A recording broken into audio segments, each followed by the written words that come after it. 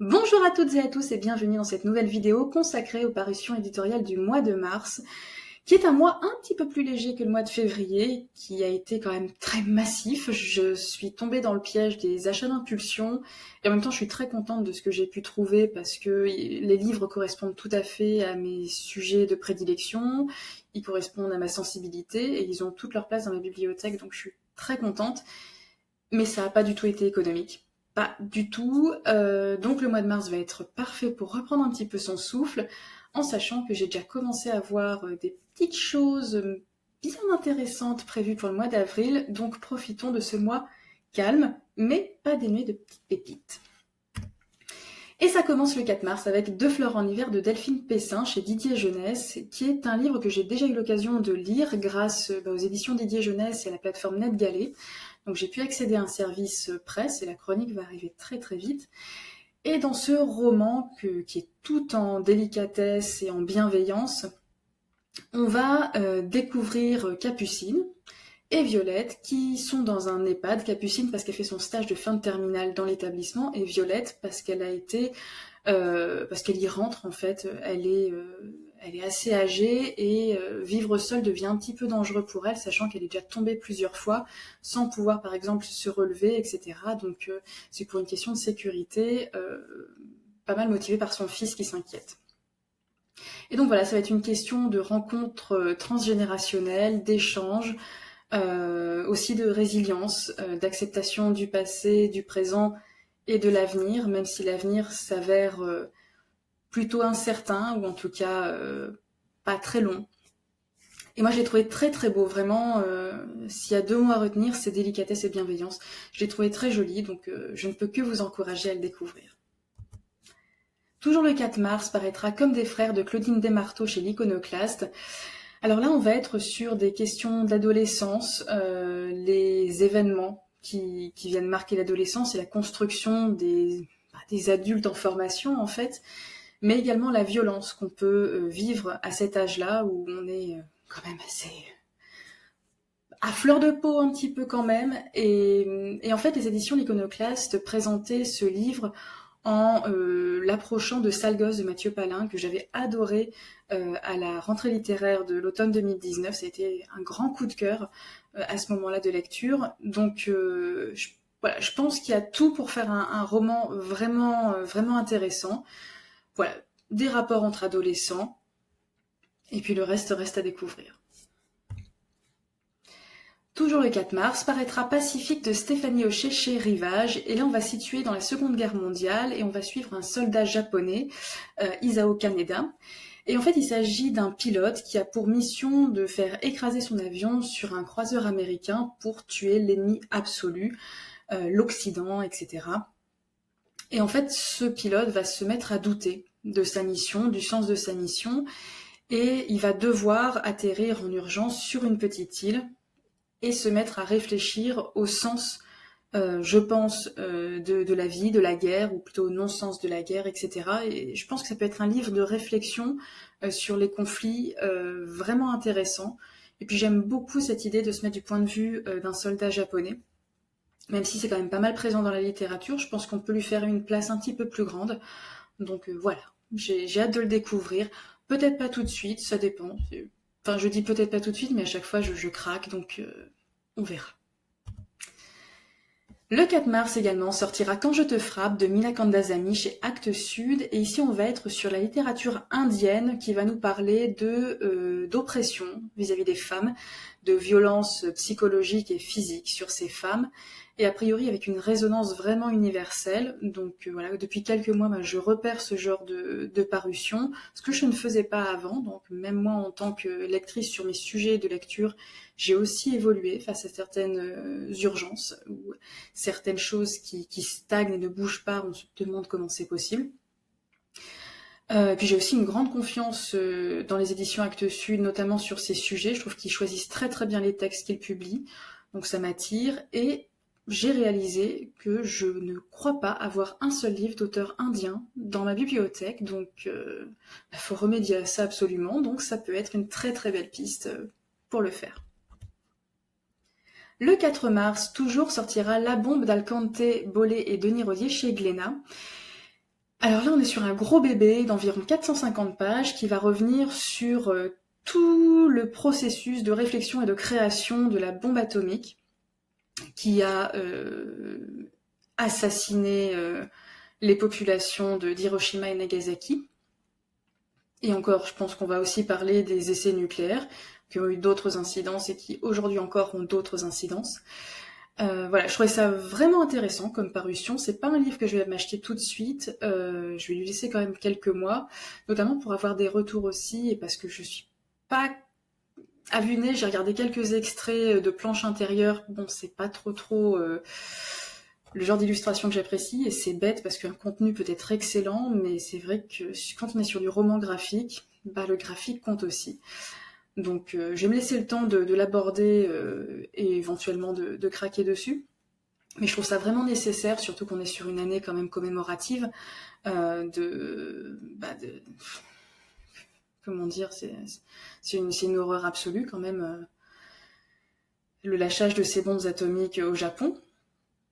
Donc je trouve que c'est vraiment une parution nécessaire, d'autant plus qu'il y a parfois quelques déformations liées à cette histoire-là, donc si on peut, surtout une belle maison comme les éditions Glénat, si on peut replacer certaines choses, c'est pas plus mal. Le 5 mars sort un livre que j'attends avec une grande impatience. Il s'agit de Jacques et la corvée de bois de Marie-Aimée Le Breton chez Buchet-Chastel. Pareil, une maison que j'aime beaucoup. Et là, on va être sur la guerre d'Algérie vue par un très jeune appelé. Et en fait, j'ai eu l'occasion de le feuilleter au travail, celui-ci. Et il est vraiment construit avec en petits blocs de texte, comme un journal ou des pensées ou des faits comme ça, un petit peu polaroidesque. Donc voilà, déjà ça m'attire beaucoup, j'aime beaucoup cet effet instantané. A priori, ça a l'air aussi d'être un texte qui dénonce la guerre, la colonisation, la façon dont se déroulaient certaines choses en Algérie. Donc ça m'intéresse aussi. Et ce qui m'a fait complètement pencher du côté, il me le faut, dès cette semaine, dès le jour de parution, c'est le fait que la qualité de ce livre ait été reconnue par Benjamin Stora, qui est l'un des grands spécialistes de la guerre d'Algérie. Voilà. Le 5 mars également sortira 21 jours de Laurence Tellier-Lonevsky chez Gallimard, et c'est aussi un livre qui m'attire énormément parce qu'en fait 21 jours c'est le temps dont disposent des personnes demandeuses d'asile pour constituer un dossier à donner à l'institution qui va traiter la demande. Et en fait, pendant 21 jours, on va suivre une famille, si je dis pas de bêtises, non, un jeune afghan, donc une personne seule, peut-être même mineure, isolée, je ne sais pas. Mais en tout cas, on va suivre la constitution de ce dossier avec une jeune femme qui est là pour aider Essan. Et moi, voilà, je suis très intriguée par cette 4e de couverture. Je m'attends à quelque chose d'assez émouvant et en même temps, on nous parle de l'humour de l'autrice, donc j'attends aussi d'avoir quelque chose qui me gonfle le cœur, mais dans beaucoup de sens différents. Voilà, je suis très curieuse et il y a des chances pour que aussi le 5 mars, je rentre avec. Mais j'ai pas le droit à plus de 5 livres ce mois-ci, donc je vais devenir amie avec parcimonie. Le 5 mars paraîtra Little Louis de Claire Julliard chez L'Homo et le Reste, qui est une maison que je ne connais pas particulièrement, essentiellement de nom en fait, mais qui est une maison qui s'intéresse beaucoup à la musique, à l'histoire des musiciens ou à des genres musicaux, etc. Et je me suis dit que pour découvrir pour une première fois cette maison, celui-ci pouvait vraiment être pas mal. Et on va en fait s'intéresser à l'histoire de Louis Armstrong, qui s'inscrit aussi dans une histoire plus large des États-Unis, bien sûr, malheureusement, bien sûr, liée aux questions de racisme et de ségrégation. Et en parallèle, au talent incroyable de Louis Armstrong. Donc moi, je suis vraiment intéressée par ce portrait en fait fait du musicien, parce qu'aujourd'hui, qui ne connaît pas Louis Armstrong, qui n'a jamais entendu un air de ce musicien, et je pense que ça a de quoi vraiment secouer de voir la réalisation de ce génie de la musique en fait. Toujours le 5 mars sortira Métropoème de Maram Almasri chez Bruno Doucet, qui est une auteure que j'ai déjà eu l'occasion de lire avec son recueil de poésie qui s'appelle Le Rapt, chez Bruno Doucet aussi. Et c'est vraiment une écriture qui brasse, hein. C'est à la fois beau et à la fois percutant. Ouais, c'est quelque chose. Et donc là, son nouveau recueil, et pareil, oh là là, ce 5 mars, il est énorme. Ce nouveau recueil, a priori, va s'intéresser un peu aux portraits qu'on peut s'imaginer, aux choses qu'on glane, qu'on pioche comme ça dans le métro. Et je pense qu'on s'est tous déjà fait la réflexion, que ce soit un métro, un bus ou un train d'ailleurs, hein, mais un lieu en tout cas de transport collectif. Et on a l'impression parfois de deviner des choses sur des gens, ou en tout cas, ou sinon on voit des moments de vie comme ça, hop, qui tout d'un coup, c'est une petite fulgurance, un petit... Ah des petites choses. Enfin, moi, je me suis déjà fait la remarque et dans le bus et dans le métro, et en me disant, mais faut pas que j'oublie ça, quoi, parce que ça, c'était un moment de vie et c'était une poésie de l'instant. Et donc, a priori, Maram Almasri va nous emmener dans certains moments comme ça, glanés du quotidien, dans le métro, en imaginant peut-être des choses, en projetant des choses, ou en étant sur une description de cette poésie du quotidien. Donc, moi, j'ai juste hâte de découvrir ça. D'autant plus que en ce mois de mars, je vais faire le printemps des poètes sur le blog, sur la chaîne, etc. Et puis le soir dans mon lit, tout simplement. Et cette année, pour mon premier printemps des poètes, je vais principalement travailler, enfin lire du Bruno Doucet, donc des éditions du Bruno Doucet.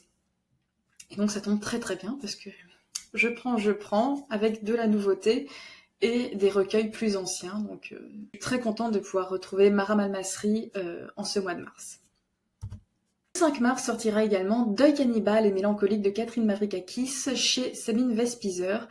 Et ici, on va suivre une femme, Catherine, qui a priori collectionne les deuils. Donc j'imagine que c'est une femme un petit peu à l'automne de sa vie ou au début de l'hiver de sa vie. Et les morts qui l'entourent, en fait, ces décès qu'elle apprend, elle leur donne un prénom, et il s'agit de Hervé. Et donc elle a vraiment beaucoup d'Hervé, et disparu.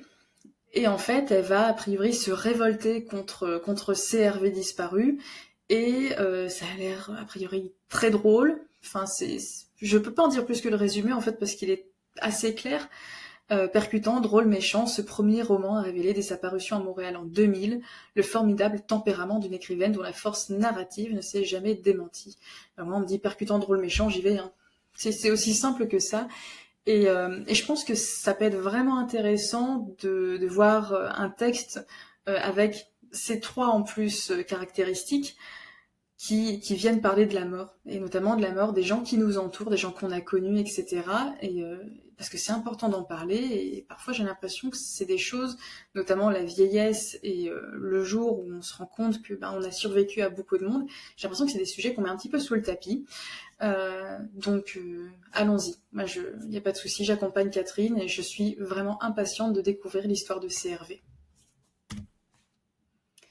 Sortira également le 5 mars l'annexe de la même auteure, Catherine Mavrikakis, toujours chez Sabine Vespizer. Et là, je suis pas sûre d'avoir tout compris. Mais à partir du moment où il y a un lien fait avec Anne Frank, je me dis, je le note, comme ça je l'ai dans un coin de ma tête, et puis on verra à l'occasion. Voilà.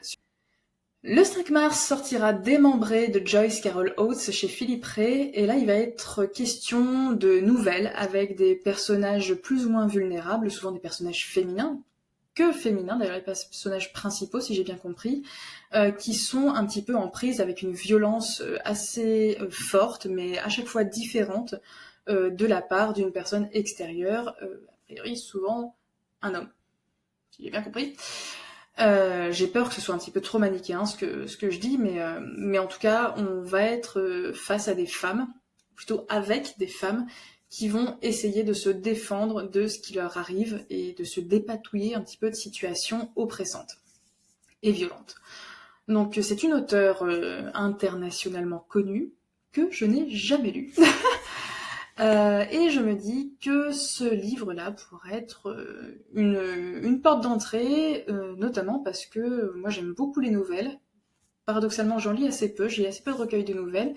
Pourtant, j'aime beaucoup ça. Le 5 mars sortira également Nous tombons d'Anna Plath, et en fait on va être ici face à différents chemins de vie, différentes personnes, différentes familles qui vont être marquées, impactées, j'imagine de façon différente chacune, mais toutes par le même événement, le fait qu'un avion s'écrase en 1992. Et donc en fait cet événement va tous les impacter. Et moi j'aime bien ce genre d'histoire croisée, un fait et plusieurs conséquences. Donc voilà, je suis cliente, je suis tout à fait cliente. Le 5 mars paraîtra également aux éditions Bruno Doucet le livre Elles sont au service de Fabienne Sviatly, qui se concentre sur des instantanés, des petits textes poétiques qui concernent des femmes dans leur travail. Donc cette auteure, elle s'intéresse beaucoup au monde du travail, et là c'est plus un travail poétique qui montre des instants comme ça, pris sur le vif, tantôt amusants, tantôt émouvants, tristes, parfois un petit peu plus grinçants, du quotidien de femmes dans leur travail, qui est par ailleurs souvent dans des travails liés aux soins ou d'assistance à la personne. Et ce livre, je l'ai déjà parce qu'il y a eu un événement sur Lyon en présence de Bruno Doucet, de Fabienne Sviatly et également de Muriel Zac. C'était un événement pour présenter l'anthologie parue aux éditions de Bruno Doucet pour le Printemps des Poètes et pour présenter également ce livre. Donc exceptionnellement, on a pu se le procurer ce soir-là. C'était une soirée magnifique. Vraiment, si vous avez l'occasion d'aller à une soirée lecture-présentation des éditions de Bruno Doucet, mais allez-y, c'est un régal. Voilà, c'était vraiment une soirée extrêmement agréable, très touchante, très très belle, et qui confirme que la poésie a toute sa place dans le monde littéraire d'aujourd'hui, auprès des lecteurs d'aujourd'hui, et malheureusement c'est un genre qui est un petit peu oublié, à tort. Donc voilà, celui-ci, il va être très très vite chroniqué. Le 6 mars sortira Des mutants dans les temps de Véronique Cauchy et Barou. Je l'ai mis automatiquement parce que je suis cet illustrateur, parce que je trouve ces dessins toujours très attendrissants. Il y a, pareil, on parle de poésie du quotidien, mais il y a aussi la poésie de l'image. Le monde est poésie. Si on le voit parfois sous certains angles, parfois c'est pas du tout poétique, je vous l'accorde. Mais en fait, au bout d'un moment, on se rend compte qu'on peut trouver de la poésie dans de nombreux moments. Et moi, j'aime beaucoup la poésie visuelle de Barou. Et voilà, là, on va être sur plus un texte lié à l'écologie. Le 11 mars sortira Le Chien Noir de Lucie Barat chez les éditions du Typhon. Et ici, on va être quand même sur un texte qui nous ramène un petit peu sur le conte fantastique, le conte noir, le XVIIIe siècle. On est a priori sur une relecture de Barbe Bleue. Voilà. Quelque chose d'assez sombre, un petit peu sur le romantisme obscur, ce genre de choses. Et donc je suis très curieuse, parce qu'en plus c'est une maison sur laquelle j'ai envie de me concentrer cette année, donc si en plus ça peut m'ouvrir des portes littéraires que je n'ai pas l'habitude de passer, et ben c'est tout bénef pour moi. Voilà, donc je suis curieuse, je verrai ce que ça peut donner. Le 11 mars également sortira Si je reviens un jour, les lettres retrouvées de Louise Pikowski, de Stéphanie Trouillard et Thibault Lambert aux éditions Des Ronds dans l'eau. Et ici, en fait, on va remonter le passé et redécouvrir l'histoire d'une jeune fille, Louise Pikowski, suite à des lettres qui ont été retrouvées dans un lycée, dans le cadre d'un déménagement. Et en fait, son dernier courrier remonterait au 22 janvier 1944. Pour moi, on va être sur un roman graphique de mémoire, d'histoire, qui remet aussi certaines choses à leur place en termes d'implication et de responsabilité. Je pense que ça peut être un très très joli roman graphique, notamment à conseiller aux ados ou aux jeunes adultes qui pourraient aussi être amenés à travailler sur cette thématique dans le cadre du lycée, du collège, ou même peut-être pas en études supérieures, mais ça peut être un joli livre sur lequel travailler, notamment dans... Le 11 mars paraîtra également La mort et autres jours de fête de Marcie Vogel aux éditions d'O. Ça fait quelques mois que les éditions d'O se concentrent pas mal sur la question de la mort, traitée toujours de façon différent, pluriel, et je trouve ça très intéressant, notamment sur cet aspect que j'évoquais un petit peu plus tôt, sur le fait d'un peu mettre sous le tapis cette question-là, qui devient presque un tabou aujourd'hui. Et là, on va être dans la vie d'April, qui a une vingtaine d'années, qui est une très jeune femme, et qui va perdre beaucoup, en tout cas plusieurs personnes qui lui sont chères, et il va être question de dépassement du deuil, de reconstruction et d'entrée concrète dans l'âge adulte. Donc moi ça m'intéresse pas mal parce qu'il y a un petit côté... c'est dur de dire initiatique quand c'est face au deuil parce que on peut faire de l'initiatique sans deuil.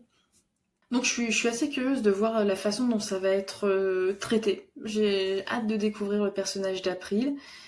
Et puis j'ai hâte de pouvoir compléter ma collection de cette maison d'édition très vite. Donc le 11 mars, le rendez-vous est pris pour moi. Là, j'en ai combien? 3 sur 5 autorisés? Le 12 mars sortira Une de 3 de Dror Michani chez Gallimard dans la série Noire. Et ici, on va être sur des femmes qui ont croisé un homme et qui ont mal fini. En tout cas, 2 d'entre elles ont très mal fini. Et une troisième femme va rencontrer cet homme, qui a priori ne porte pas vraiment chance. Sauf que elle ne semble pas être celle que l'on pense. Donc moi, j'aime bien ce côté suspense qui s'annonce. Un homme, a priori, à qui on n'a pas envie de faire de cadeaux. Ça me plaît aussi et j'ai hâte de connaître le plan de cette femme, de cette troisième femme. Et là, voilà, je suis pas une habituée des romans à suspense, mais celui-ci me fait pas mal envie. Le 12 mars sortira Kibogo est monté au ciel de Scholastic Mukasonga chez Gallimard, qui est une auteure franco-rwandaise et qui a beaucoup travaillé sur... enfin si, elle a écrit, donc elle a travaillé quand même. Mais voilà, qui a beaucoup écrit sur le Rwanda. Et donc celui-ci, il va pas être prioritaire pour moi, tout simplement parce qu'il y en a plein de cet auteur que je n'ai pas encore lu. Alors j'en ai certains, mais j'ai beaucoup de retard à rattraper.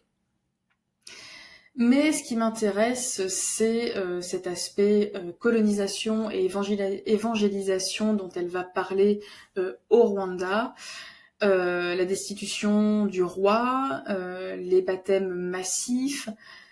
On est beaucoup sur ces 2 sujets, tout simplement, colonisation, évangélisation. Et a priori, c'est traité avec beaucoup d'humour, donc ça me rend quand même curieuse, mais pas tout de suite. Voilà, je vais me laisser un petit peu plus de temps pour celui-ci, peut-être pour en plus rattraper un petit peu mon retard que j'ai accumulé vis-à-vis de cet auteur. Voilà. Le 12 mars paraîtra Un garçon sur le pas de la porte de Dan Tyler aux éditions Phébus. Celui-ci, je l'ai déjà en service de presse, je vais le commencer très très vite. Et il va être question de Mika, un quarantenaire bien ancré dans sa routine, bien ancré dans sa vie, qui va un jour rencontrer Brink Adams, celui-ci l'attendant pour lui annoncer qu'il est en fait...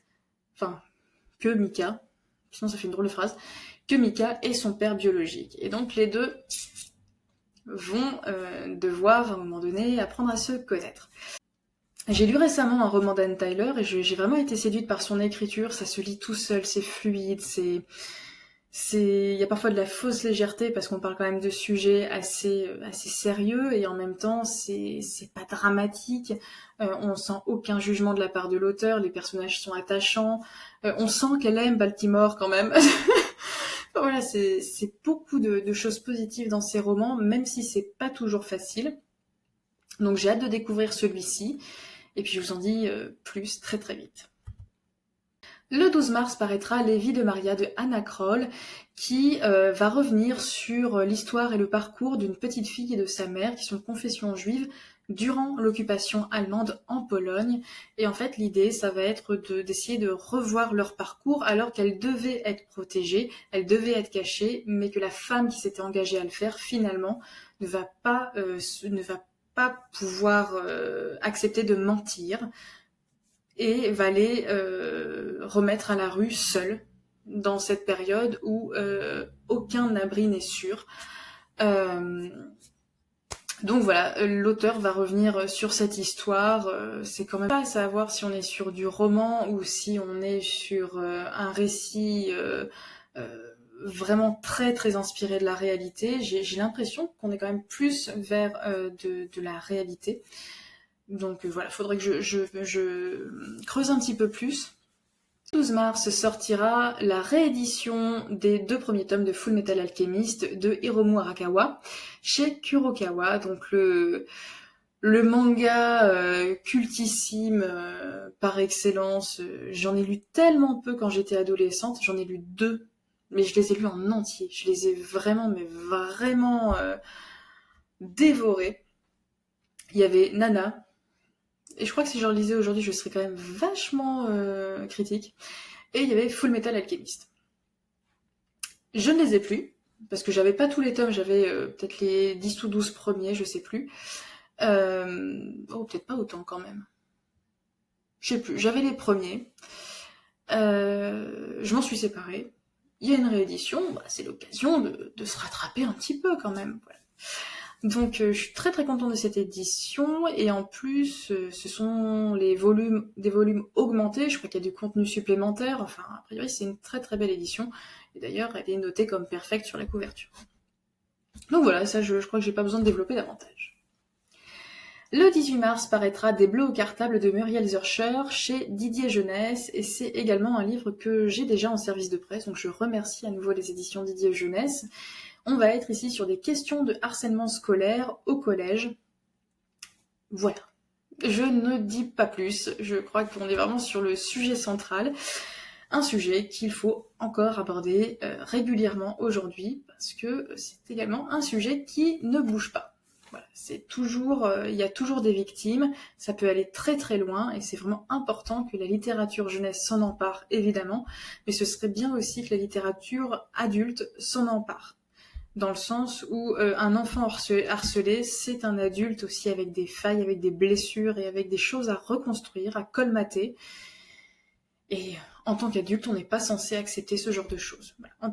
Le 18 mars sortira Les oiseaux ne se retournent pas de Nadia Naclé chez Delcourt. Et ici, on va suivre Amel, qui est orpheline, qui a 12 ans, donc toute pitchoune, et qui va partir, qui va quitter son pays parce qu'elle est en guerre. Et on va la suivre sur le chemin où rien ne se passe comme prévu, où elle va se retrouver seule, où elle va faire des rencontres. Et la suite, on la découvrira dans le livre, et celui-ci, je suis très très curieuse. La couverture, je sais pas quoi en penser en fait, parce qu'elle est à la fois extrêmement sombre, et on voit les avions de chasse en fond, on voit les bâtiments détruits, on voit le sol rouge. Le rouge, c'est le feu, c'est le sang, enfin c'est... Et en même temps, devant, on va avoir ces arabesques magnifiques, et cette petite fille qu'on a envie d'aller attraper et d'emmener à l'abri. Donc voilà, c'est vraiment une couverture qui laisse pas indifférent, c'est une 4e de couve qui ne laisse pas indifférent. Et bien le 18 mars, voilà, allez, j'en ai 4 sur 5 là, je crois. Plus beaucoup de choix. Le 19 mars sortira Le sang des pierres de Lucille Ricbush chez Le Cartanier, qui est un livre que j'avais mis dans la précédente timeline de février. Alors je sais pas si je m'étais trompée de date ou s'il y a eu un report de parution. En tout cas, je reste cohérente, il m'intéresse toujours. Et donc c'est ce livre qui nous parle de Jeanne, ou plutôt Jeanne va nous parler du fait qu'un jour, découvrant qu'elle perdait beaucoup de sang, elle a fait appel à un ex-compagnon pour l'emmener à l'hôpital et pour garder ses enfants pendant qu'elle était à l'hôpital, et qui va subir d'un côté des violences obstétriques et gynécologiques, et d'un autre côté des violences psychologiques de la part de cet ex-compagnon à qui elle va écrire une lettre, voilà, pour un petit peu sortir tout ce qui l'empoisonne de l'intérieur, tout ce qu'on lui a fait subir et qui la ronge. Je suis toujours au rendez-vous. Ah mince, 5 sur 5. Ok, j'ai plus le droit de, de vouloir quoi que ce soit. Le 19 mars toujours sortira Shino ne sait pas dire son nom de Shuzo Oshimi chez Kiun. Shuzo Oshimi qui est le mangaka également de Les Liens du sang, qui est génial. dont le tome va paraître aussi en mars, et qui non seulement fait des illustrations magnifiques, mais qui a une capacité à doser les choses assez impressionnante. En tout cas, moi je le connais que dans Les Liens du sang, et je suis impressionnée. Donc j'ai vraiment hâte de découvrir son travail dans le projet Chino ne sait pas dire son nom, qui concerne une jeune fille qui ne parle pas, je crois. Oui, elle est atteinte d'un trouble de la parole, donc elle est forcément complexée parce que c'est une différence que les autres lui font très bien sentir, et donc on va être encore sur des questions de harcèlement d'un côté, de courage de l'autre et d'acceptation de soi. Bon, bah j'en suis à 6 sur 5. Le mois commence bien. Ah, 7 sur 5. Le 19 mars également sortira Les Liens du sang, le 6e tome, donc de ce même mangaka Shuzo Oshimi, et toujours chez Kiun. Et là, on est sur une histoire, un lien mère-fils très malsain, ambigu, et à la fois dysfonctionnel, étouffant. Que dire de plus pour vous donner envie de le lire? C'est très particulier comme lecture, et en même temps, c'est extrêmement bien dosé, et on va suivre Seishi, pardon, j'ai un trou de mémoire. Et en fait, on suit Seishi qui apprend à se décoller de sa mère, à se sortir de son emprise pour s'affirmer en tant qu'individu. Et c'est pas évident à accepter de la part par sa mère. Donc on va voir comment ça évolue. Mais si vous ne connaissez pas cette série, vraiment, je vous encourage à la découvrir. Le 20 mars paraîtra Arbre dont j'ignore le nom de Golan Nagy et Pascal Lefebvre, chez Le Port à Jauny, qui est une maison que j'ai découvert il y a peu. C'est une maison qui publie de la poésie, je crois quasiment tout le temps illustrée, autant pour adultes que pour enfants. Et ce livre-là se consacre à l'exil, à la question de l'exil, et en s'inspirant d'un poème d'origine syrienne. Donc voilà, moi j'y vais, c'est tout. J'y vais. C'est vraiment un sujet qui... Je pense que ça sent de toute façon dans chaque sélection littéraire que je fais, il y a des sujets comme ça qui retiennent tout de suite mon attention. Et là, en plus, avec un aspect poétique, avec cette inspiration de culture et de tradition littéraire syrienne, j'y vais, quoi. J'y vais. Le 20 mars partira Just Not Married, le premier tome de Kinoko Higurashi chez Kana, et ici on va suivre un couple, Ritsu, qui est ensemble depuis 10 ans, et à qui on ne va pas épargner cette fameuse pression sociale. Alors, c'est pour quand? La fameuse, et parce qu'ils approchent la trentaine tout simplement, et que tout le monde voudrait qu'à la trentaine, on passe à une autre étape de notre vie, complètement prédéterminée, mariage, bébé, rebébé. Donc, et ces deux jeunes, ce couple, ben non, il l'entend pas de cette oreille, et je pense qu'on va voir comment il résiste, peut-être l'impact répété de ce genre de suggestions extérieures, etc. Enfin, moi je sais que parfois ça me saoule aussi. Donc voilà, ça me rend assez curieuse, voilà, un récit sur un couple contemporain de trentenaire, etc. Je pense que ça peut être vraiment sympa. Le 25 mars paraîtra Fracture de Elisa Griswold chez Globe, qui est aussi une maison que j'adore. Et là, on va être sur des questions d'extraction de gaz de schiste et d'empoisonnement de la population. Voilà, c'est une enquête. On va s'intéresser aux répercussions de certains traitements sur les populations proches de ces espaces d'extraction, des situations concrètes, réelles. Une urgence, mais ça m'intéresse, je le note. Mais toutes les parutions Globe sont intéressantes, de toute façon. J'accuse un petit retard d'ailleurs chez eux. Le 26 mars paraîtra la dernière parution que j'ai repérée. Il s'agit des Lueurs du lendemain de Jennifer Cody-Epstein aux éditions Les Escales. Et là, on va être vraiment sur des questions de fantômes du nazisme dans des histoires familiales ou même dans les fantômes qui habitent un pays. Voilà, on commence à New York en 1989. Il y a le décès d'une mère qui était fâchée avec sa fille Il va y avoir des lettres a priori retrouvées, des questions en suspens. C'est, je pense, assez d'ailleurs naturel de se poser des questions sur son passé. Et là, on est en Allemagne, mais c'est naturel dans beaucoup d'autres contextes, en France aussi. Voilà, on va être vraiment sur les fantômes du passé familial qui répond aussi aux fantômes d'un passé global, mondial. Donc voilà, je suis assez intéressée par celui-ci. Pas tout de suite. Vraiment, c'est le genre de livre, moi j'ai vraiment besoin d'être posée, d'être en vacances. Serein, hop, on attaque des pavés un peu compliqués, c'est les vacances, quoi. Voilà, c'est terminé pour cette vidéo. J'espère que vous aurez pu faire de belles découvertes, peut-être dresser une petite antenne si quelque chose vous a un petit peu intrigué. N'hésitez pas à me dire les livres, vous, que vous attendez avec impatience, parce que j'en ai raté des tonnes, et je sais que pendant tout le mois de mars, je vais me dire « Ah, mais celui-là, il a l'air génial, pourquoi je l'ai pas mis ?» Donc voilà, n'hésitez pas donc à me partager vos attentes, n'hésitez pas à réagir si vous avez envie sur certains livres que je vous ai présentés. Et puis moi je vous dis à très très vite pour des points lecture. Et pourquoi déjà? Ah oui, mon book haul. Je vais avoir besoin d'une demi-journée pour le préparer. Merci encore et à bientôt.